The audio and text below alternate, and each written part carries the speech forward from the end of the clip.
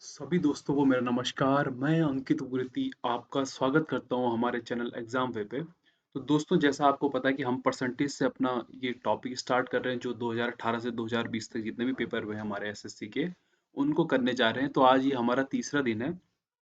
आज हमारा क्या थर्ड डे है। और तीसरे दिन में आज हम सीएचएसएल के जो पेपर था 2018 का, उसके प्रतिशत के क्वेश्चन लेने जा रहे हैं। इससे पहले मैंने आप लोगों को इससे पहले जो है मैंने आप लोगों को सीजीएल और सीपीयू का कराए हैं। तो आज तीसरा है क्या, सीएचएसएल का। तो चलिए ज्यादा देर न करते हुए मैं क्वेश्चन की शुरुआत करता हूँ। तो पहला क्वेश्चन आपके सामने कह रहा है, एक आदमी अपनी आय का 72% खर्च करता है। यदि उसकी आय में 28% की वृद्धि होती है और व्यय में क्या है 25% की वृद्धि होती है, तो उसकी बचत में प्रतिशत बताओ। आपको, मुझे लगता है कि आप लोगों को ये पता होना चाहिए कि जो इनकम होती है हमारी, इनकम होती है, वो सेविंग प्लस एक्सपेंडिचर होती है। मतलब कि कितना मैंने खर्च करा और मैंने कितना बचाया, जो मेरी आय होती है। तो वो कह रहा है कि एक आदमी अपनी आय का क्या है 72%। मान लो उसकी अगर इनकम 100 है, तो वो खर्च कितना करता है 72। इसका मतलब बचा कितना रहा होगा भाई 28। ठीक है। अब वो कह रहा है कि अगर उसकी आय में 28% की बढ़ोतरी हो जाए, मतलब कितना बन जाए भाई 128। और उसके व्यय में, व्यय क्या है भाई एक्सपेंडिचर है, एक्सपेंडिचर में कितने की वृद्धि हो जाए 25% की। 25% को फ्रैक्शन में लिखूं तो 1/4, इसका 1/4 मतलब प्लस का 18, कितना आ जाएगा ये 90। ये 90 हो गया, ये 128 हो गया, तो भाई ये कितना होगा 38 होगा कि नहीं होगा। तभी तो आपको 128 मिल पाएगा। अब देखो यहाँ पे कि उसकी बचत कितनी बढ़ गई भाई 10, और किस में से 2.8 से। तो इसका मतलब 10 अपॉन 2.28 इंटू कितना भाई 100। दो से काटोगे तो ये 5 बार, और ये कितनी बार भाई 14 बार। फिर दो से काटोगे तो ये 50 बार, और ये कितनी बार 7 बार। तो 225, 250 बट्टे कितना आ गया 7। इससे काटोगे 7×3 = 21, है ना। और यहाँ पे देखो 7×5 = 35। तो 35 पॉइंट में सिर्फ क्या है भाई यही है, और यहाँ पे क्या हो रहा है इंक्रीज भी हो रहा है भाई, साफ साफ दिख रहा है 10 का। तो बहुत बेसिक सा सवाल था, उम्मीद है कि आपको कोई प्रॉब्लम इसमें हुई नहीं होगी। ठीक है, चलिए फिर अगला क्वेश्चन करते हैं। अगला कह रहा है वो, ए बी से क्या है 20% अधिक है, तो बी सी से 25% अधिक है। इसी प्रकार सी डी से क्या है 60% क्या है कम है। अब ध्यान से देखेंगे, शुरुआत कहाँ से करोगे, देखो यहाँ ई से करना, देखो स्टार्ट देखो, क्योंकि पीछे से चल रहा है। देखो ए बी से, देखो उल्टा करीबन चल रहा है। अगर ऐसा बोलता ना कि बी ए से, तो हम ए से स्टार्ट करते, लेकिन यहाँ पे देखो डी ई से कह रहा हो, तो हमने ई को क्या मान लिया भाई 100 मान लिया। तो डी जो है कितना ज्यादा है ई से भाई 20% ज्यादा है, मतलब 120। ठीक है। फिर वो कह रहा सी जो है डी से कितना कम है 60%। 60% का मतलब माइनस का 72। माइनस का 72 अगर आप करोगे तो कितना आ जाएगा आपका, यहाँ पे देखो, अगर आप 72 कर दोगे तो कितना आ जाएगा 48 आ जाएगा कि नहीं आ जाएगा, कितना आ जाएगा 48। आ गया 48 देखो। ठीक है। तो 48 क्या 72 क्या हो जाएगा कम, क्योंकि 60% 120 का कितना आएगा भाई 72 तो आएगा। ठीक है, 12×6 = 72। तो भाई ये इतना आ गया। ठीक है। अब बात करते हैं आगे। आगे वो कह रहे हैं कि बी जो है सी से कितना ज्यादा है 25%, प्लस का 25%। कौन भाई बी। तो बी प्लस 25% मतलब 1/4, मतलब प्लस का कितना 12। 12 ऐड करोगे बी कितना बन गया 60। फिर आगे क्या कह रहा है वो, कि ए जो है बी से कितना ज्यादा है 20%, तो प्लस का अगर 20% इसका निकालोगे तो कितना प्लस का कितना 12। 12 जुड़ के ये कितना बन गया 72। अब वो कह रहा है कि इनमें से कौन सा सही है। देखो सबसे पहला ऑप्शन दे रहा है डी इज, डी जो है इज 60% लेस देन कितना, किससे बी से।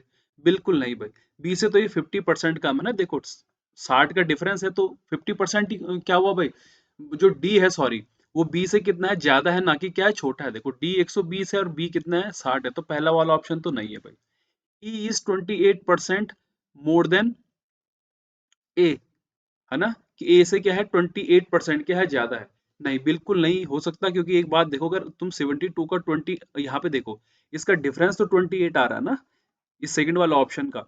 लेकिन ए से कह रहा है, तो मतलब अगर आप 72 रखोगे तो यार यहाँ पे 28% नहीं आने वाला। देखो डिफरेंस 28 का है। हाँ, ये आप ये जरूर कह सकते थे कि ए जो है वो 28% कम है, किससे भाई, आपका ई से।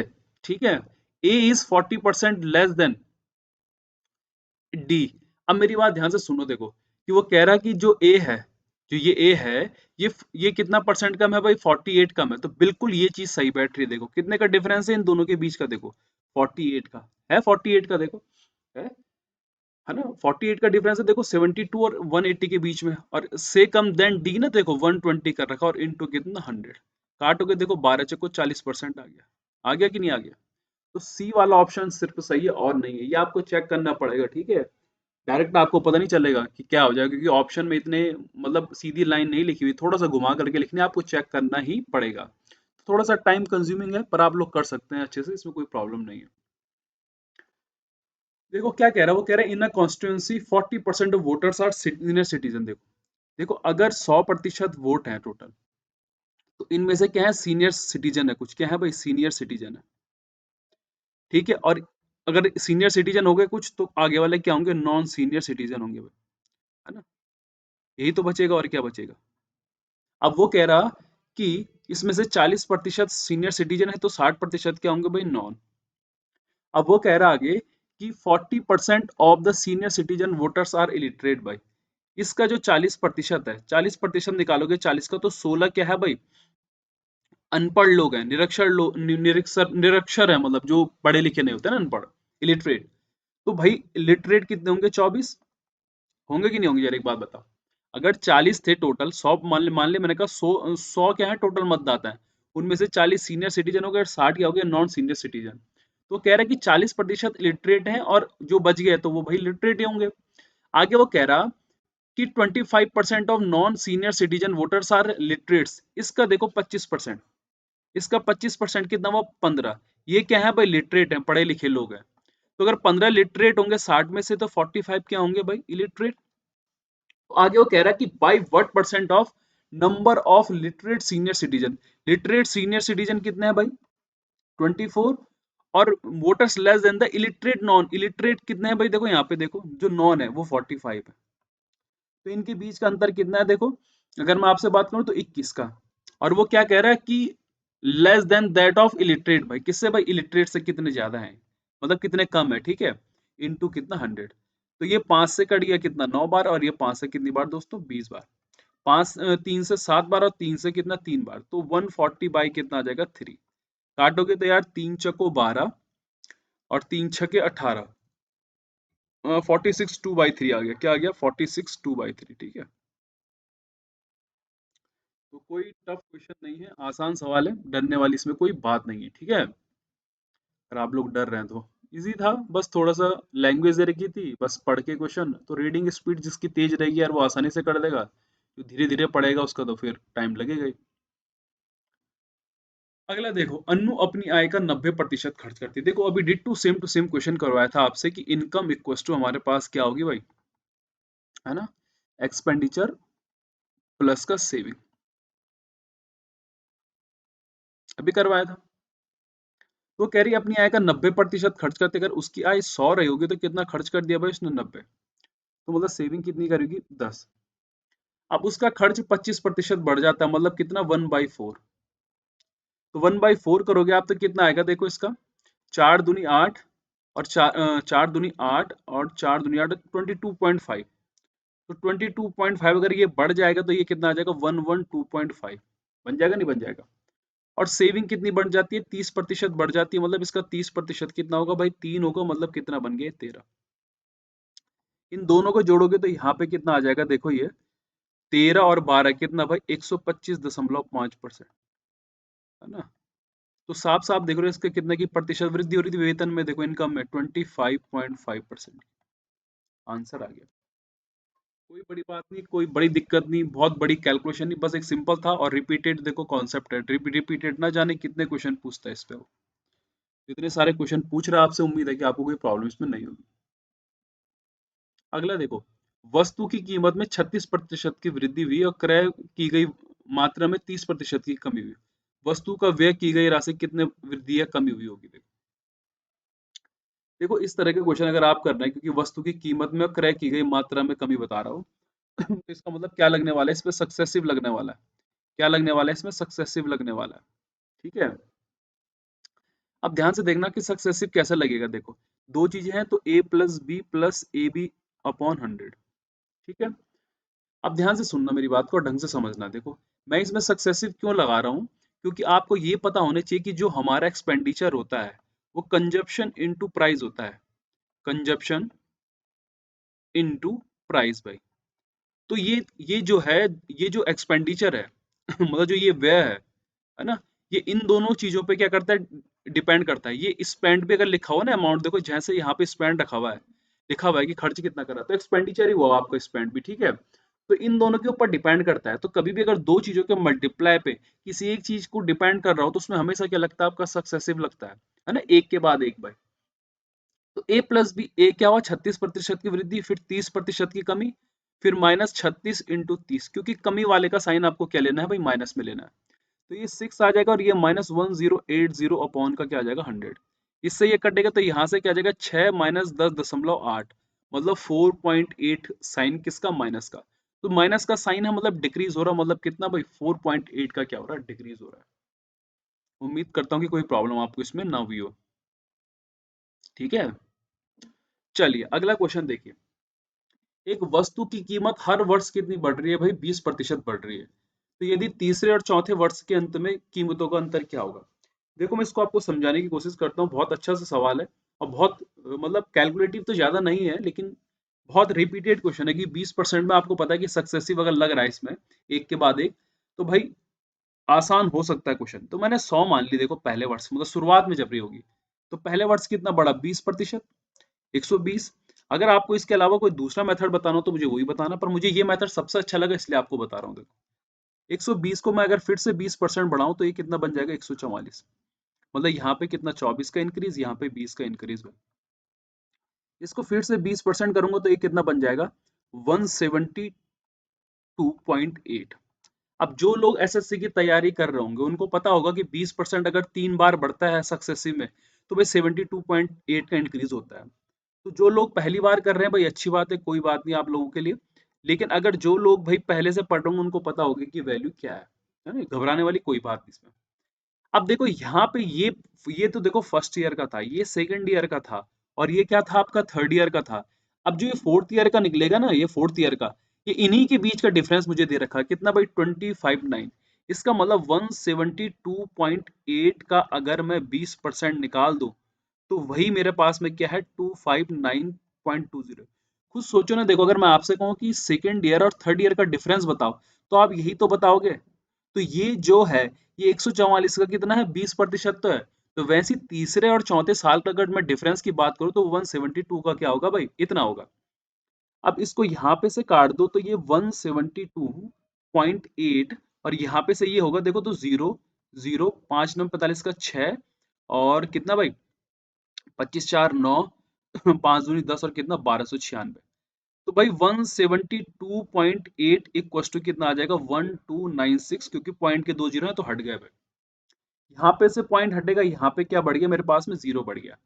अब देखो यहाँ पे ना टैक्टिक्स यूज करनी है, मतलब दिमाग यूज करना अपने कि कहाँ से मैं क्वेश्चन छोटा कर सकता हूँ।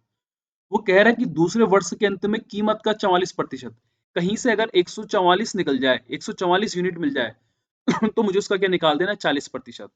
अब देखो इस पॉइंट का जीरो मैंने यहाँ कर दिया, जब इसको 12 12 से काटोगे तो ये 144 हो गया, और ये 1080 हो गया। इसका मतलब हुआ कि 144 पे कितने हो गए भाई, 1080।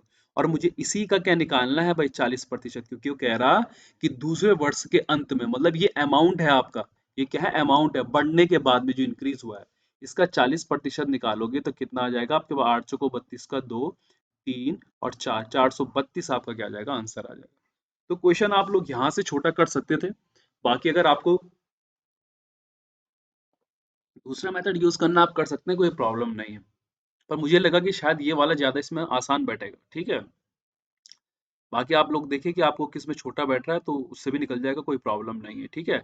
कि जैसे कि इसका 20% पे देखो 24 है ना, इसके देखो 20% पे कितना है भाई, 28.8 है, तो इसके दुगने में कितना होगा। तो शॉर्टकट्स निकल सकते हैं, ऐसी बात नहीं है। तो मुझे समझाने का यही तरीका पसंद आया आपको, तो इसीलिए मैंने ये वाला तरीका बताया। अगला देखो, सुधा ने अपनी मासिक आय का 12% अनाथालय को दान कर दिया। भाई उसने क्या कर दिया, 12% अनाथालय को दे दिया, है ना। On the day of donation C change her decision and donated a sum of 480। अब जो डोनेशन वाला डे था उस दिन उसने अपना दिमाग चेंज कर दिया और उसने पहले उसने कहा कि जो मैं 12% क्या करूंगी भाई, डोनेट करूंगी। पर अपना माइंड चेंज कर दिया उसने, और अपना माइंड चेंज करके उसने कहा कि नहीं, मैं अब 4800 दे रही हूँ, है ना। जो कि किसके इक्वल है, ये इक्वल है किसके, 80% के पहले वाले के। तो अगर 80% पे कितने हैं, देखो इधर देखो ध्यान से सुनो, 80% पे कितने हो रखे ये, तो 1% पे कितना आ जाएगा, मतलब मेरे 60 आ गया। अगर 1% पे क्या है भाई, अगर 1% पे 60 है, तो 100% पे कितना होगा भाई, 100% पे कितना हो जाएगा मेरा, 6000। होगा कि नहीं हो जाए। इसका मतलब है कि जो ये 100% है, एक्चुअल में ये 12% है। तो ये 12% क्या हो गया भाई, मेरे पास में 6000 हो गया। हो गया 6000। आपको पता है कि जो उसकी मासिक आय होगी वो कितनी होगी भाई, 100% होगी। इस 12 से मैंने ये काटा, यहाँ अगर 100 का मल्टीप्लाई कर दूं और यहाँ भी किसका भाई, 100 का कर दूं, तो क्या मेरे पास में कितना आ गया ये, 12 कितना आ गया भाई, 12 5 12 पंजे 60 ना, ठीक है। क्योंकि आप देखोगे ना यहाँ पे से ये कट गया, तो ये 1% पे कितना आ गया, 60। तो 1% पे अगर 60 है तो 100% पे कितना होगा भाई, 6000। अब यहाँ पे आपके पास में ये आ गया, आपके पास में है ना 50,000 आ गया आपके पास में। तो इस 50,000 का अब आपको क्या करना है, इस 50,000 का आपको क्या करना है, देखो क्योंकि ये 500 आ गया ना, यहाँ पे देखो 12 से कटेगा तो कितना आ गया, 500 और 2 जीरो और बढ़ गया। तो ये तो 50,000 आ गया यहाँ से। अब 50,000 का क्या निकालना है आपको भाई, 50K का क्या निकालना है, 27। 27 का 5 के साथ मल्टीप्लाई करोगे तो 5 7 35 और 5 दूनी कितना, 135। मतलब ये वाला क्या आंसर। तो इस तरीके से भी आप लोग सोच सकते हैं, अगर आपको ये पता होना चाहिए कि हर चीज अपने आप में क्या होती है भाई, 100% होती है। हर कोई चीज जो इनिशियली होती है, परसेंटेज में जो भी चीज इनिशियली होती है, वो खुद में क्या होती है, 100% होता है। तो यहाँ से जो है, मुझे यहाँ से जो है, मैं 80% से मैं यहाँ से ये लाया कि जो ये 100% आया मेरा, ये एक्चुअल में था कितना, 12%। तो ये 12% पे कितना है भाई, 6000 है। तो 12% पे अगर 6000 है, तो 1% पे कितना होगा, मतलब 500। तो 100 पे कितना हो जाएगा, 50,000। इसका मतलब 50,000 जो है ये 50K उसकी ये क्या है भाई, इनकम है। अगला क्वेश्चन देखेंगे। एक संख्या में 30% की वृद्धि हुई, फिर 25% की कमाई, फिर 25% की वृद्धि हुई। चलो भाई ये गेम चलता रहा। तो संख्या कितने प्रतिशत की वृद्धि हुई। देखो आप लोग ने इसको सीधे नंबर, मतलब स्ट्रेट लाइन मेथड से भी कर सकते हो यार, है ना। सक्सेसिव लगाने की कोई जरूरत नहीं है। डायरेक्ट डायरेक्ट किससे कर ले सबसे अच्छा, हम्म, मुझे ये लगता है कि डायरेक्ट बढ़ाओ, 100 को देखते हैं अगर इससे नहीं बैठा तो बहुत सारे मेथड है वैसे। तो 100 को 30% बढ़ाया, 130। फिर इसमें कितने की कमी हुई भाई, 1/4 की। 1/4 अगर करूंगा तो मैं पॉइंट पे आ रहा, मेरा कितना आ रहा भाई, चार तीन 12, 4 दूनी 8, 4 पंजे 20, 32.5। 32.5 अगर माइनस करूंगा तो 97.5 आ गया। अब ये कितने की वृद्धि हो रही है इसमें, 1/4 की। तो 1/4 का अगर मैं इंक्रीज कर रहा हूँ इसमें, तो कितना बनेगा भाई ये, 4 दूनी 8, ठीक है, 4 चको 16, और 4 तियां 12, और 4 सतह, मतलब 24 पॉइंट समथिंग के आसपास। तो 24.3 को अगर मैं बढ़ाऊंगा तो 7 8 1 और 1 2, मतलब लगभग कितने का आ रहा है, 22% का इंक्रीज आ रहा है। लगभग 22% का क्या रहा है, इंक्रीज आ रहा है, ठीक है, अप्रोक्सीमेशन में। अच्छा, अगर आपको ये वाला मेथड यूज नहीं करना है, आपको ये वाला मेथड नहीं यूज नहीं करना है, तो आप सक्सेसिव का फॉर्मूला यूज कर लीजिए भाई, देखो, है ना। या रेशियो मेथड से भी आप कर सकते हैं, देखो। तो अगर मैं इसमें रेशियो मेथड यूज करूं, देखो पहला मेथड मैंने आपको बता दिया, अगला रेशियो मेथड देखो। 30% को मैं फ्रैक्शन में बदल दूंगा भिन्न में या रेशियो में, तो ये 3/10 हो गया। तो 10 का कितना बन गया भाई, ये 13। बना दोस्तों की नहीं बना। फिर 25% फ्रैक्शन में कितना होता है, 1/4। मतलब इनिशियल वैल्यू अगर 4 रही होगी तो एक की कमी, मतलब कितना, 3। और फिर 4 और 5, क्योंकि अगली बार में 25% क्या हो रहा है, मेरा बढ़ रहा है। अब इधर वालों को मल्टीप्लाई करोगे तो 160 आ जाएगा, इधर वालों को करोगे तो 5 ने कितना, 15, 15 3 45 का 5, और 15 कम 195। अब यहाँ पे देखो कितने का इंक्रीज हुआ, 35 का, और किसमें हुआ भाई, 160 में, और इनटू कितना, 100। इससे ये कट गया। अब यहाँ पे से जरा देख लो इसको, 16 दूनी 32, है ना। 16 दूनी क्या हो गया, 32, और लगभग देखो 16 दूनी तो नहीं, लेकिन वो 21.9 के समथिंग आ जाएगा। तो अप्रोक्सीमेशन में यार 22 का क्या आ जाएगा, लगभग इंक्रीज आ रहा है, ठीक है। तो टफ क्वेश्चन नहीं था, बस अप्रोक्सीमेशन यूज करना था आपको। तो ये दो मेथड में से आपको जो भी पसंद है, मुझे तो रेशियो वाला ज्यादा सही लग रहा है ना। इस पे मैं इसके पीछे में जाना चाहूंगा। आप लोग अगर नंबर स्ट्रेट लाइन वाले मेथड से भी करना चाह रहे हैं तो इससे भी कर सकते हैं। और अगर जिन लोगों को दिक्कत हो रही है वो a+b वाले फॉर्मूले से भी कर सकते हैं। ये आप लोग खुद करिए, आपके लिए एज अ टास्क की तरह आपको दे रहा हूँ, ठीक है, घर के लिए। अच्छा देखो, रिपीटेड क्वेश्चन आ गया फिर से। रिपीटेड क्वेश्चन है, देखो बस डिजिट चेंज है यार। 30% की अगर कमी होगी, देखो तो 30% मतलब 3 बटे कितना 10, 10 और कितना 7, क्योंकि ये कमी हो रही है ना, देखो वृद्धि होगी अगली बार तो 10 का क्या बन जाएगा 13, और उसके बाद 10 की कमी मतलब 10 और इंटू कितना 9, इनको मल्टीप्लाई करोगे तो 1000 आ गया भाई, और इसको करोगे तो 9 से 63 इंटू कितना आ जाएगा 13। तो ये हो कितना हो जाएगा, देखो अगर करना चाहो इसको तो थोड़ा सा घबरा दे इसको, देखो 10 माइनस का 3, तो ये 630 सॉरी प्लस का 630 प्लस 3 3 9 और 6 3 कितना भाई 18, तो कितना आ जाएगा 9 1 6 और 1 7 और 1 कितना 8, 819 आ गया भाई। आ गया 19 की नहीं आ गया, देखो कोई प्रॉब्लम नहीं होनी चाहिए इसमें। तो वो कह रहे हैं कि संख्या में कितने प्रतिशत की क्या हो रखी है, कमी हो रखी है। तो अगर मैं करूं तो इसका 10% कितना है भाई, है ना। देखो आपको साफ साफ पता है डिक्रीज हो रहा है, लेकिन ये भी डिक्रीज नहीं हो रहा, ये भी, और ये भी क्या नहीं हो रहा, डिक्रीज नहीं हो रहा। तो अगर इसका 19% निकालोगे तो लगभग कितना आ जाएगा, देखो 190, और ये 190 के आसपास तो है, देखो नहीं सॉरी 190 के आसपास नहीं है भाई, 18% ना 180 के आसपास है। 18% का क्या रखा, डिक्रीज आ रखा है। 19 मत कर देना, अगर 190 आप माइनस करोगे ना इसमें से तो ये 810 करीबन बैठेगा, और अगर 180 करोगे तो 820, तो ये देखो 820 तो बैठ रहा है आपका। तो टफ क्वेश्चन नहीं था, इजी था, बस थोड़ा करने का तरीका आपका अलग होना चाहिए, तो आप लोगों के लिए क्या हेल्पफुल हो जाएगा ये क्वेश्चन, ठीक है। तो मैंने कोशिश करी है इसको आसान रखने की। आप लोग देख लीजिए आपको कौन सा मेथड अच्छा लग रहा है ना। मेरे को रेशियो मेथड ज़्यादा अच्छा लगता है, क्योंकि चीज़ें आसान रहती हैं, डिजिट छोटे रहते हैं, तो मल्टीप्लाई करने में या चीज़ें सॉल्यूशन करने में आसानी रहती है। अगला देखिए, दो विद्यार्थी ए और बी एक परीक्षा में सम्मिलित हुए। ए को बी से क्या हुआ, 8 अंक अधिक मिले, और पूर्ववर्ती का अंक मतलब पहला वाला जो नंबर है उनके अंकों के योगफल का क्या है 55% है। मैं आपको बेसिक सिखा देता हूँ, देखो कैसे करना है, क्योंकि बेसिक से भी करोगे तो कोई प्रॉब्लम नहीं हो। देखो ए जो को बी से क्या मिले भाई, 8 नंबर ज्यादा मिले, और उनके पूर्ववर्ती का अंक ए मान लो, और उनका योग जो है A+B, ये कितना मान लिया आपने 55% है योगफल का। तो 55/100 काटोगे तो यार 5 11 5 कितना 20, तो ये यहाँ पे 20A = 11 A+B आ गया। अब यहाँ पे ए की जगह बी प्लस रखोगे तो 20 B+ का 8 = 11, और यहाँ पे कितना बन जाएगा, देखो 2B+ का 8 आ गया, है ना दोस्तों। मुझे उम्मीद है कि कोई प्रॉब्लम नहीं होगी यहाँ तक। अब जरा इनको अंदर मल्टीप्लाई कर दो, तो ये 20B+ का 160 आ गया, और यहाँ पे ये 22B+ का क्या 88 आ गया। इधर उधर ले जाओ तो ये 2B आ गया, और यहाँ पे कितना मिल गया मेरे पास में 72 मिल गया। तो B कितना आ गया भाई 36, बी क्या आ गया 36, और 36 देखो बी की वैल्यू सिर्फ एक में, आंसर यहीं पे आ जाएगा। नहीं आएगा तो आपको पता है कि ए जो है बी से कितना ज्यादा 8 ज्यादा है, तो 36 प्लस का 8 कितना 44। तो बहुत ही आसान से सवाल था, देखो इसमें पैनिक होने की कोई जरूरत नहीं। अगर आप बेसिक से भी चलोगे तो मुझे नहीं लगता कि इसमें 1 मिनट से भी ज्यादा समय लगने वाला है। शायद 40 45 सेकंड लगने वाले हैं, क्योंकि बहुत फटाफट फटाफट होगा। ये तो मैं आपको समझा रहा हूँ ना, यहाँ पे आपको पहले काट के इधर उधर कर देना, मतलब यहाँ से चीजें शुरू होंगी, कहाँ से, यहाँ से। यहाँ से जैसी चीजें शुरू होंगी उसके बाद तो कहानी आपको पता है कि कैसे यूज करनी है। अगला देखो भाई, y का x प्रतिशत क्या है भाई 150 है, ठीक है लिख देते हैं, कोई प्रॉब्लम नहीं, लिखने में हमको कोई प्रॉब्लम नहीं है। x परसेंट है तो x अपॉन का क्या 100, और इक्वल टू कितना है 150, ठीक है। और z का y प्रतिशत कितना है भाई 300 है, ठीक है लिख दिया, कोई बात नहीं।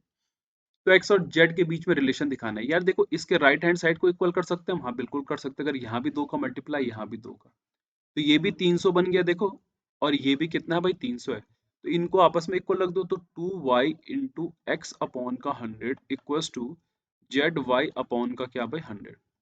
इससे ये कट गया, और x इक्वल्स टू मेरे पास में क्या आ गया देखो, मतलब 2y into x equals to क्या आ गया जेड वाई, y से y कट गया तो z इक्वल्स टू क्या आ जाएगा दोस्तों 2x। कोई दिक्कत नहीं होनी चाहिए। अच्छा ये तो बहुत ही आसान सवाल है भाई, कि आयत की प्रत्येक भुजा को अगर 22% बढ़ाया जाता है। अरे दो तो भुजाएं होती हैं भाई, एक लेंथ होती है और एक ब्रेथ होती है, और एरिया जो इनके मल्टीप्लाई पे डिपेंड करता है, कहा था अभी। तो इनके मल्टीप्लाई पे डिपेंड कर रहा है, मतलब क्या लगेगा सक्सेसिव लग जाएगा। तो 22 प्लस 22 प्लस 22 इंटू 22/100 भाई, बहुत 22 हो गया। लगाया क्या formula, a plus B plus A B upon 100, बहुत जाना माना है, कोई दिक्कत नहीं। करोगे यार तो ये 48.84 आ जाएगा, साफ साफ दिख रहा है आपको। ये 400 क्या होता है भाई, 84 होता है, 84 लास्ट में इसी में। अगला देखो, ए और बी के वेतन का योगफल क्या है, 43,000, 43,000 है। ए अपने वेतन का 95% खर्च करता है और बी अपने वेतन का 80% खर्च करता है। यदि उनकी बचत समान है तो ए का वेतन कितना है। ध्यान से देखो मेरी बात को, एक लाइन दे रखी है आपको, उनकी बचत समान है, बस क्वेश्चन खत्म हो गया यहीं पे। अगर बचत समान है तो ए कितना खर्च कर रहा है, 95, तो बचा कितना रहा है भाई, 5%, है ना, ऑफ क्या भाई ए। और बी 80 कर रहा था, कितना बचा रहा है, 20 इंटू 20% ऑफ कितना भाई, बी का। तो यहाँ पे ए अपॉन बी हो गया, और ये कितना आ जाएगा, 4/1। तो ये जो एक्चुअल में आया है ना, ये इनकी इनकम का रेशियो है। क्या है, इनकी इनकम का रेशियो है ये, जो यहाँ से आया, क्योंकि इसने समान बोली हुई चीजें देखो ये। तो इसका मतलब अगर इनकम का रेशियो है तो 5 अगर इन दोनों के रेशियो को ऐड करके होगा तो वो 43,000 के बराबर होगा। मतलब एक पे कितना भाई, 5 × 8 = 40, 5 × 6 = 30, है ना, और 0 0 भाई। अब वो क्या पूछ रहा है मुझे कि ए की इनकम का रेशियो कितना, 4 × 8600, तो कितना आ जाएगा, 34400 भाई, क्योंकि एक यूनिट पे कितना है, 86 सौ। तो बहुत आसान से सवाल थे जो उसने सीएचएस में लोग पूछे हुए थे, बस थोड़ा लैंग्वेज थी यार, इतना तो चलता ही है। अगला देखो, फॉर एन एग्जामिनेशन, एक पेपर में प्रैक्टिकल बेस्ड सब्जेक्ट, मतलब जो आपके व्यवहारिक, मतलब जो प्रैक्टिकल सब्जेक्ट हैं, तो टोटल मार्क्स कितने हैं भाई, 100 हैं। ठीक है, ये क्वेश्चन का हिंदी में नहीं है, मुझे उम्मीद है कि आप लोग माइंड नहीं करोगे, क्योंकि जरूरी नहीं कि हर क्वेश्चन आपको हिंदी में मिल जाए। तो चलता है, क्योंकि यार एसएससी में इंग्लिश भी पूछी जाती है आपकी, तो इतना बेसिक से लैंग्वेज या बेसिक से क्वेश्चन तो आराम से चल जाते हैं ना। मैं आपको फिर भी ट्रांसलेट करके बता रहा हूँ, तो उम्मीद करता हूँ कोई प्रॉब्लम नहीं होगी। The breakup of for theory, मतलब जो नंबर ब्रेकअप हो रखे, टूट रखे हैं, वो थ्योरी, प्रैक्टिकल, प्रोजेक्ट और वाइवा वाइवा जो होता है आपका, उसमें कितना बढ़ रखा, 40, 30, 20 और 10।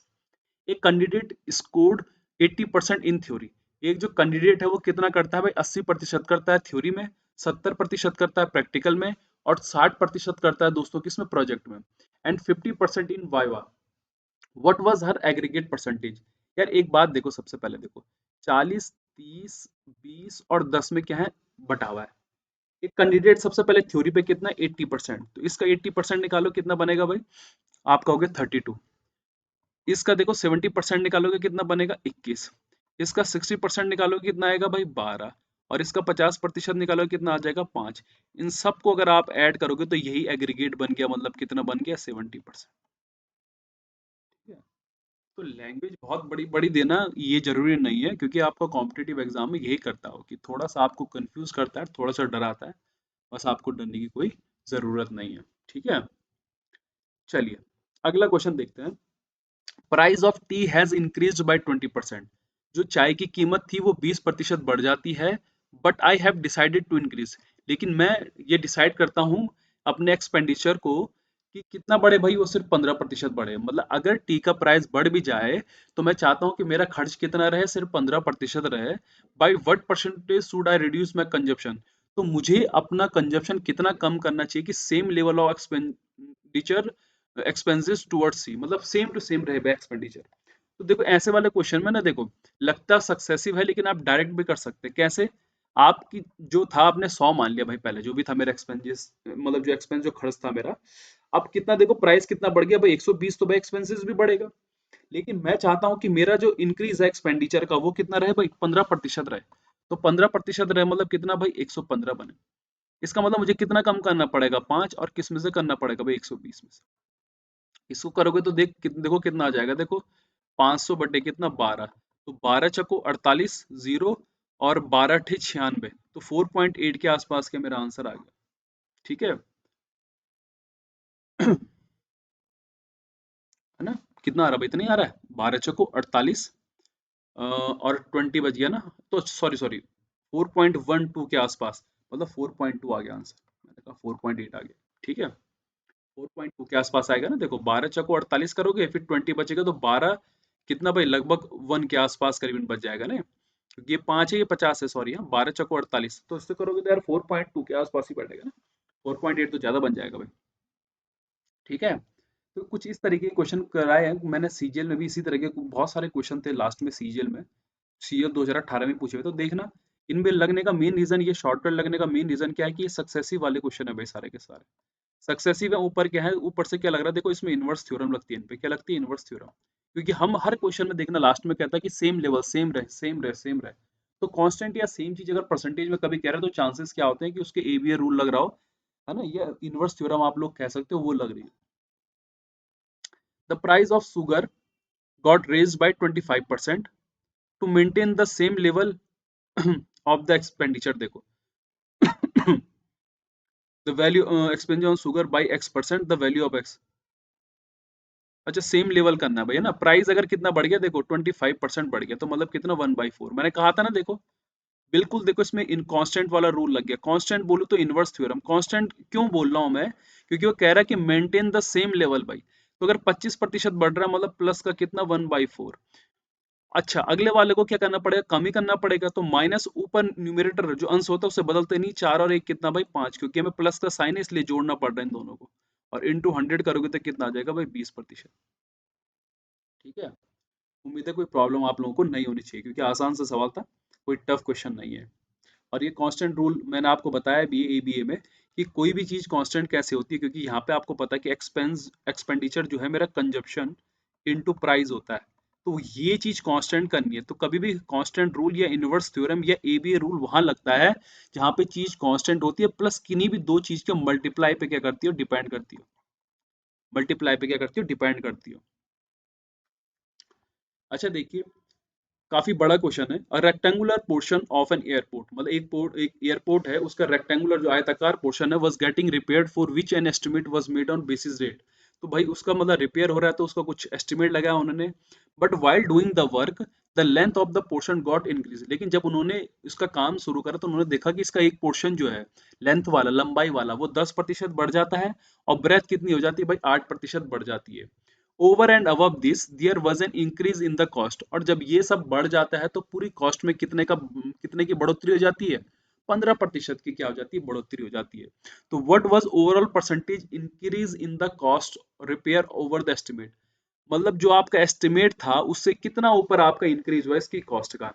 आप ध्यान से देखेंगे, मेरी बात को ढंग से समझना, देखो कि अगर लेंथ 10% बढ़ रही है और ब्रेथ कितनी बढ़ रही है भाई, 8% बढ़ रही है, तो एरिया में इंक्रीज होगा भाई, तभी तो इसके कॉस्ट में होगा, क्योंकि एरिया जो हमारा कॉस्ट होता है वो रेट इनटू क्या होता है, एरिया होता है। इसका मतलब जो कॉस्ट है मेरा वो रेट और एरिया पे क्या करता है, डिपेंड करता है। अब ध्यान से समझना मेरी बात को, देखो कि यहाँ पे लगेगा तो सक्सेसिव, लेकिन पहले एरिया में तो दो चीजों में बढ़ोतरी हो रही है ना, तो इन दो चीजों में पहले मैं क्या करूंगा भाई, A plus B, A B upon 100 लगाया मैंने, तो यहाँ से मैंने देखा कि मुझे 10 प्लस का 8 प्लस का 80 अपॉन का 100 मतलब कितना आ जाएगा, 18.8 आ गया। इसका मतलब, मेरे कहने का मतलब है कि एरिया में कितने प्रतिशत की बढ़ोतरी होगी, 18.8 का बढ़ोतरी हो गई। अब रेट पे कितना हुआ भाई, 15% का क्या हो गया, इंक्रीज हो गया। तो यही मैं कह रहा हूँ कि अभी देखो दोनों चीजें किसमें मल्टीप्लाई में, तो फिर से क्या लगेगा, सक्सेसिव लग जाएगा। तो 18.8 प्लस का 15 प्लस 18.8 इंटू 15 अपॉन का क्या 100। अब आपको पता है कि यहाँ से क्या जुड़ जुड़ के क्या आएगा, देखो यहाँ से 33.8 आ गया। अब यार यहाँ पे देखो, अगर ये 100 है, देखो इस 100 को अगर यहाँ से मल्टीप्लाई कर दोगे, मतलब यहाँ पे पॉइंट लग जाएगा आपका, तो मल्टीप्लाई करके देखो, मतलब 1 से या 2 के समथिंग करीबन आ जाएगा, आएगा नहीं आ जाएगा, क्यों, 15 अठे 120 होता है, फिर 15 कम 12 जोड़ोगे तो 2.7 के आसपास, और 2 के आसपास अगर बैठ रहा है तो 33 में 2 समथिंग कुछ जोड़ोगे तो कितना बनेगा, 36 करीबन तो बनेगा, है ना, कितना बनेगा, 36 ही बनेगा। तो इसका मतलब आंसर क्या आ गया, 36। पूरा करने की जरूरत नहीं है, देखो हाँ, यहाँ से कर देना है, चाहे आप इसको मल्टीप्लाई करके भी कर सकते हैं सॉल्यूशन, लेकिन इतना टाइम नहीं रहता पेपर में ना। जब आपका यहाँ पे अप्रोक्सीमेशन बहुत अच्छे से लग रहा है कि 33.8 है, मतलब बड़ा ही होने वाला है, कितना, दो तो लगभग लगभग मिलेगा ही इससे, तो इसका मतलब यही आएगा भाई, ये तो आने वाला नहीं, और ये दो तो खैर आने वाला ही नहीं है। तो यार अप्रोक्सीमेशन लगा सकते हो, कोई प्रॉब्लम नहीं है, ठीक है, हल्का सा समझ के। तो मैं जो चीज समझा रहा हूँ ना आपको कि a b rule, constant rule या आपका सक्सेसिव वाला, ये कहाँ से कैसे करके बनता है, ये चीज बहुत मायने रखती है आप लोगों के लिए। अच्छा, वो कह रहा है कि with reference to a number greater than one, है ना, the difference between it's self and its reciprocal is 25%। वो कह रहा है कि एक नंबर है जो कि एक से बड़ा है, the difference between it's self and its reciprocal, मतलब वो और जो उसका उल्टा व्युत्क्रम है ना, उनका जो अंतर है वो 25% है, sum of its self and its reciprocal, उसके और उसके व्युत्क्रमानुपाती के योग के। बाय हाउ मच परसेंटेज, कितना प्रतिशत उसका फोर्थ पावर, मतलब जो नंबर होगा उसका फोर्थ पावर है ना, ज्यादा होगा उसके क्या स्क्वायर वाली पावर से। तो चलिए देखते हैं, मैंने कहा वो नंबर क्या है, एक्स है, तो उसका रेसिप्रोकल क्या हो जाएगा 1/x, और ये उनका डिफरेंस हो गया। ठीक है, तो कह रहे हैं कि 25% जो है वो क्या है, उनके योग के क्या है, बराबर है। ठीक है, कोई बात नहीं, अच्छी बात है। तो यहाँ पे अगर मैं कहूँ आपसे, तो x प्लस का 1/x और x माइनस का 1/x कितना आ गया देखो, 4/1 हो गया नहीं हो गया। यहाँ पे मैंने कॉम्पोनेंडो डिविडेंडो लगा दिया, क्या लगा दिया भाई, कॉम्पोनेंडो डिविडेंडो लगाऊंगा अगर मैं, तो यहाँ से तो मुझे x/1/x मिल गया, लेकिन यहाँ से 5 और बाई के मिल गया 3। क्यों, आपके पास में ये a प्लस बी है, कॉम्पोनेंडो कहता है कि अगर a प्लस, कि आपको a अपॉन बी अगर दिया है तो a plus b upon a minus b क्या हो जाता है वो चीज। तो यहाँ पे तो पहले से लगा हुआ था, तो इसको तो मैंने खोल दिया देखो, और इसको भी क्या कर दिया देखो, a plus b a minus b कर दिया। तो यहाँ से एक्स स्क्वायर मेरे पास में क्या आ गया, 5/3। अब वो इसकी फोर्थ पावर पूछ रहा था, इसकी फोर्थ पावर अगर आप लोग कर दोगे तो क्या बन जाएगा देखो, 25/9। अब वो कह रहा है कि कितना ज्यादा है इससे, तो भाई 25/9 माइनस 5/3, और किससे भी ज्यादा कह रहा है भाई वो 5/3 से ना, तो 5/3 भाई, वो कह रहा है ना देखो कि by greater than its square, मतलब उसके स्क्वायर से कंपैरिजन कर रहा है, तो बेस वैल्यू क्या आ जाएगी भाई, स्क्वायर वाली। इसको सॉल्यूशन करोगे तो देखो 9 आ जाएगा, 5 3 15, तो 10/9, और 5/3, और इंटू कितना 100, 3 से 3 बार कट गया, और ये 5 से कितनी 2 बार, तो ये कितना आ जाएगा 200 बटे कितना 3, मतलब कितना आ जाएगा 66.66, मतलब इसके अप्रोक्स में क्या आंसर आ गया। तो काफी बेहतरीन क्वेश्चन था ये, उम्मीद है कि आपको कोई प्रॉब्लम नहीं होगी।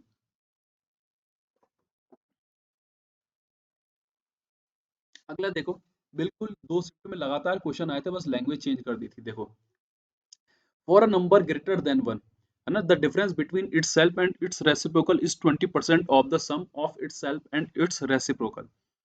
तो देखो, मैं आपको वही चीज समझाने की कोशिश कर रहा हूँ कि कोई भी नंबर है मान लो, है ना, फॉरेन नंबर, तो वही चीज कह रहा है कि जो उसका x है और उसके व्युत्क्रमानुपाती का जो डिफरेंस है वो 20% है, मतलब 1/5 है किसके, x प्लस 1/x के, बिल्कुल इसके जैसा ही क्वेश्चन है, बस डिजिट चेंज है भाई। By how much percent is square, इस बार एक्स स्क्वायर और एक्स क्यूब के बीच का दिखाना है, तो थोड़ा सा मामला गर्मा भी सकता है भाई। तो इधर उधर ले गया मैं इनको, तो ये 1/x और ये x माइनस 1/x हो गया, और ये 5/1 हो गया। तो कॉम्पिनेंडो डिविडेंडो यूज करूंगा तो ये x/1/x हो गया, और इक्वल टू कितना आ जाएगा, 6 बटे कितना आ जाएगा 4। तो एक्स स्क्वायर दोस्तों मेरे पास में 3/2 आ गया। अब देखो, कहानी ना यहाँ से बड़ी जटिल हो जाती है, लेकिन अगर आप लोग अपना कॉमन सेंस का यूज करोगे तो जरूर आप लोग इसको आसानी से कर पाओगे। अब ध्यान से देखना मेरी बात को और ढंग से समझना कि कैसे अप्रोक्सीमेशन यूज करा जाता है, कैसे हम लोग बिना पैनिक हुए भी क्वेश्चन को किया जा सकता है। हमको आता है, लेकिन पेपर में टाइम का प्रेशर ऐसा होता है कि हमारा सारा ज्ञान कहीं धुल जाता है, हमारी कैलकुलेशन कहीं गायब हो जाती है। अब ध्यान से देखना, अगर यहाँ से एक्स स्क्वायर क्या 3/2 है, तो एक्स क्यूब कैसे निकलेगा भाई, अगर एक्स इंटू, अगर मैं एक्स इंटू क्या कर दूं एक्स का क्यूब, सॉरी एक्स स्क्वायर, तो एक्स स्क्वायर तो मुझे कितना दे रखा है भाई 3/2, और एक्स क्या हो जाएगा मेरे पास में √3/2, होगा कि नहीं होगा, बिल्कुल होगा, ये √2। अब यहाँ पे देखो ये 3/2 हो गया। अब आपको पता है कि √3 की वैल्यू 1 पॉइंट क्या होती है भाई, 73 के आसपास लगभग, है ना, 1.71 या 173 जो भी, और √3 क्या 1.41 के आसपास। अब जब आप इसको काटोगे ना, एक बार काटोगे तो ये 1.22 समथिंग आएगी, काट के देख लेना, है ना, 1.22 आएगा, और ये 2 से 3 कितनी बार कटा, 15 बार, तो 15 इंटू 1.22 आ गया कि नहीं आ गया, देखो बिल्कुल आ गया। अब आपको पता है कि अगर मैं 15 और 12 का मल्टीप्लाई करूं, 15 और 12 का मल्टीप्लाई करूं तो 180 बनता है। ये जरा 12 से बड़ा है, मतलब ये देखो 100, मतलब 12 से थोड़ा सा बड़ा है, मतलब 1.22 के आसपास, मतलब 120 से बड़ा है। तो मतलब यहाँ पे शायद कितना आ सकता है, 182 या 3 के आसपास आ सकता है, 1.823 समथिंग कुछ आएगा ना, एकदम 180 तो नहीं आने वाला ना। तो इसका मतलब देखो, स्क्वायर कितना है आपको दे रखा है, ये 1.5 है, और क्यूब कितना निकला हुआ आपका, लगभग 1.83 के आसपास लगभग लगा लो। तो यहाँ पे देखो कितने का इंक्रीज है, देखो कितने का इंक्रीज है, देखो 33 का है, 33 का, और किस में से इंक्रीज है भाई, 1.5 में, मतलब 0.33 का इंक्रीज है एक तरह से। अब 15 से देखो इसको काटोगे तो कितना कटेगा देखो, अगर आप 15 से काटोगे, क्योंकि क्या कह रहा है देखो कि by how much percentage is the square of number, अच्छा लेस देन कह रहा है, सॉरी माफ करना, तो लेस देन में तो आपको नीचे क्या 183 करीबन लेना पड़ेगा, तो 0.33 अपॉन में अगर 0.18 मान लो लगभग, हाँ, क्योंकि अप्रोक्सीमेशन में फंसेगा देखो, तो 18 से अगर इसको काटोगे तो कितनी बार कटेगा भाई, आप कहोगे सर 18 एकम 18, है ना, 18 एकम 18 अब लगभग 150 के करीब में बैठ गया। अब आपको पता है कि 18 पंजे कितना होता है भाई आपका 90, है ना, होता है कि नहीं होता देखो, और 18 छके कितना हो जाएगा भाई देखो हमारा, मतलब लगभग 6 के आसपास, मतलब लगभग 18 अठे 18 अठारह कितना होता है देखो 144, तो होता है कि नहीं होता देखो, तो अगर 18 अठे 144 होता है हम लोगों का, है ना, तो ये लगभग 150 के आसपास, तो इसका मतलब लगभग 18 के आसपास के बैठा मेरा आंसर बैठा। और इस क्वेश्चन का यही मुझे सबसे आसान सॉल्यूशन लगता है, कुछ और भी हो सकता है, लेकिन मुझे लगा कि शायद इस तरीके से भी हम अप्रोक्सीमेशन से कर सकते हैं, क्योंकि आपको पता है कि अगर क्यूब फंस रहा है यहाँ पे, तो क्यूब में बड़ा लोचा हो सकता है भाई, कि कैसे हम लोग इसको क्यूब के परसेंटेज निकालेंगे ना, तो ये चीज थी जो मैंने इस तरह से आपको समझाने की कोशिश करी। बस आपको अप्रोक्सीमेशन का यूज कहीं ना कहीं पे सीखना पड़ेगा, अगर आप अप्रोक्सीमेशन का यूज कर जाएंगे तो लगभग आंसर एक्यूरेट ही बैठता है, क्योंकि एक चीज देख रहे हो आप लोग, उसको भी पता था कि क्वेश्चन काफी कैलकुलेटिव होने वाला है, तो उसने सारे के सारे ऑप्शन देखो कितनी दूर दूर रख दिए, दिख रहा है आपको, तो ऑप्शन जब दूर है यार तो वैसे भी लग जाता, है ना, डायरेक्ट आंसर वैसे भी लग सकता था, तो फिर भी अगर आपने करना है तो इस तरह से भी एक अप्रोच आप लोगों की हो सकती है, जो मैं आपको समझाना चाह रहा था। अगला देखो, the price of petrol is increase by 24%, a person wants to increase his expenditure by 14%, तो क्या हुआ कि पेट्रोल की कीमत में 24% की बढ़ोतरी हुई, लेकिन जो आदमी वो चाहता है कि उसका एक्सपेंडिचर सिर्फ कितना बढ़े, 14%, तो by what percentage should he decrease his consumption in order to maintain the same level of expenditure, मैंने कहा था देखो कांस्टेंट रूल या कन्वर्स थ्योरम से बन जाता है, तो ये 124 था, करना उसे कितना है, सिर्फ 114, इसका मतलब 10 कम करना है किससे भाई, 124 से, इंटू कितना भाई 100।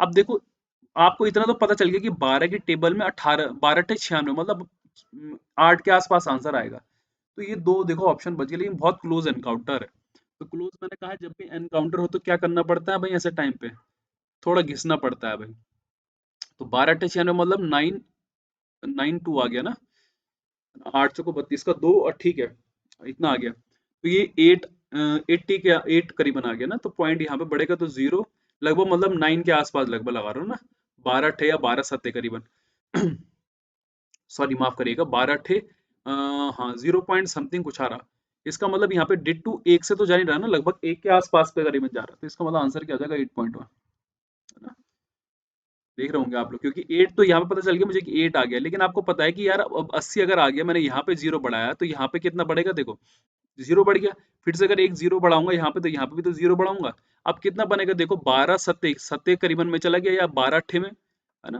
तो वो 12 सत्ते के आसपास, मतलब 8 पॉइंट अगर 078 समथिंग कुछ आ रहा है, तो मतलब क्या हो जाएगा, 8.1% तो हो जाएगा, तो अप्रोक्सीमेशन आपने ऐसे ही यूज करना है, इसीलिए बड़े बड़े अक्षरों में भी दे रहा है भाई, करेक्ट टू 1 डेसिमल प्लेस भाई, ठीक है, तो गलती मत कर देना पेपर में कहीं यहाँ टिक करके आगे तो बाद में पछता करके आ गए, थोड़ा सा दिमाग यूज करना अपना, बचपन में मैडम ने पढ़ाया है कि 0 पॉइंट को कैसे हम अप्रोक्सीमेशन मानते हैं, ये आप लोगों को पहले से ही पता है।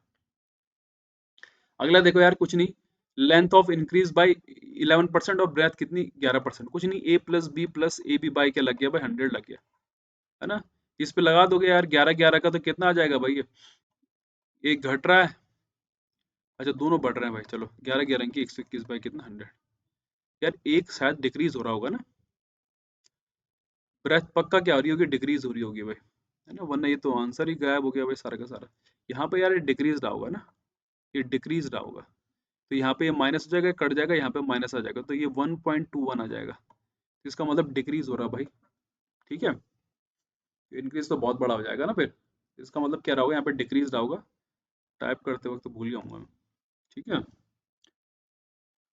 अगला देखो यार, सेम टू सेम क्वेश्चन अभी डिट्टो करवाया, कि the sum of salaries of A and B is 450, मतलब ए और बी की जो आय है वो क्या है, 45,000 है, A spends 85% of his salary, और बी कितना करता है, 70% of his salary, if now their savings are the same, बस यहीं पे क्वेश्चन खत्म, सेविंग्स आर सेम जैसे ही कहा, इसका मतलब 15% सेविंग किसकी भाई, ए की, वो किसके इक्वल होगी भाई, 30% ऑफ बी की सेविंग के, तो ए और बी का जो रेशो आ गया वो यहाँ पे 2:1 आ गया और यही उनकी इनकम का क्या होगा, रेशो होगा।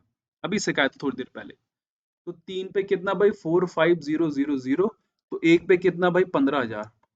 तो बी की सैलरी पूछ रहा है, बी की सैलरी का रेशियो कितना, 1 है, मतलब कितना आंसर आ गया आपका, 15K। ठीक है, कोई प्रॉब्लम आप लोगों को नहीं होनी चाहिए। अगला देखो, two students A and B appeared for an examination, एक एग्जामिनेशन में हुए। A secured 8% marks more than B and the marks of the former was 60%।